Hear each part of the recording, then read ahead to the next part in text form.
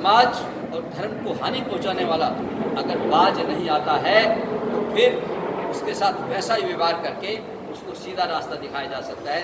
यह भी हमारी ऋषि मुनियों की हुई हमें एक नसीहत है। तो कल के कार्यक्रम को देखकर जैसे एक अखबार ने, विदेशी अखबार ने टिप्पणी की है, उस टिप्पणी को लेकर यहाँ पर रहने वाले असुद्दीन ओवैसी जो मुसलमानों की धर्म की राजनीति करता है, उनके भावनाओं के साथ खिलवाड़ करता है, जगह जगह दंगा भड़काने के लिए बयान देता है, ऐसे व्यक्ति ने उसको तस्दीक करते हुए ट्वीट किया है। और उसने अपने ट्वीट में कहा है कि एक 5, 10, 15 मिनट की नमाज में किसी को क्या दिक्कत हो सकती है। सार्वजनिक स्थानों पर यदि हफ्ते में एक बार नमाज अदा करते हैं और वो उसका प्रयोग मुस्लिम समुदाय करता है तो हिंदुओं को क्या दिक्कत हो सकती है। हिंदू असहिष्णुता है।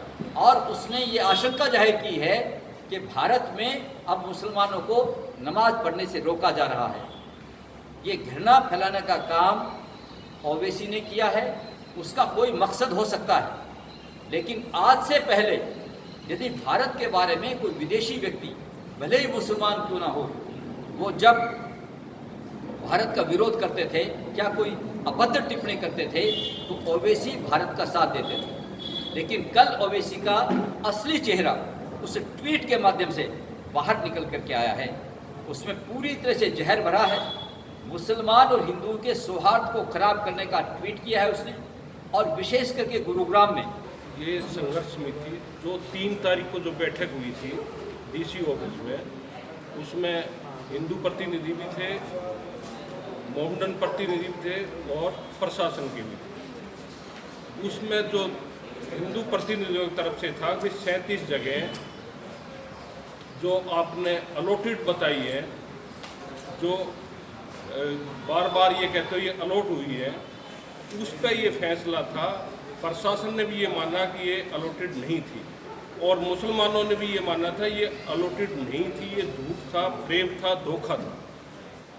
और उनमें से एक अराफात नाम का एक मेंबर था मुसलमानों का, उसने तो यहाँ तक भी कहा जहाँ झूठ का स्थान था, जहाँ धोखा था, जहाँ बंदूक के नोक के साए पे जो नमाज होती थी, वो हमारा खुदा कबूल नहीं करता। ये अगर ये ऐसी बात थी तो हमें धोखे में रखा गया, मुसलमान नेताओं की तरफ से हमें धोखा दिया गया। ये बिल्कुल गलत था, ये स्पष्ट उसने कहा। और दोनों ने, प्रशासन ने भी, मोमडन ने भी, ये बिल्कुल माना कि भाई अब तक ये बिल्कुल जो धोखे की वो थी, कोई हमने वो नहीं दे रखी। ओवैसी जैसा व्यक्ति, ना ये व्यक्ति मुसलमानों का रक्षक है, ना ये हितैषी है, ना ये हमारे भारतवर्ष का हितैषी है। और मैं आपके माध्यम से ओवैसी को इस बात बड़े अच्छे तरीके से समझा देना चाहता हूँ कि वो जो मुस्लिम और हिंदू समाज के बीच में नफरत पैदा करने का काम कर रहे हैं, वो ज़्यादा दिन चलने वाला नहीं है।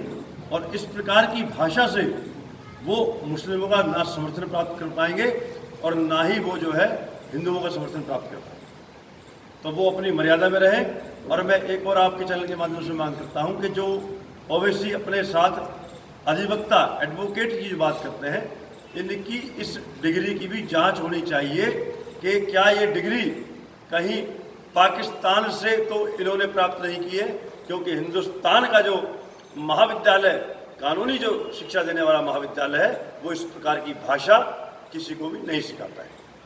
सर, जो अखबार ने हिंदुत्व पर सवाल उठाए, क्या आपने उसकी अखबारी कंप्लेंट की कहीं पर? अभी हम आपके माध्यम से उनकी बात का जवाब दे रहे हैं। अगर आवश्यकता पड़ी तो निश्चित रूप से कानूनी कार्रवाई से भी पीछे हम लोग नहीं हटेंगे।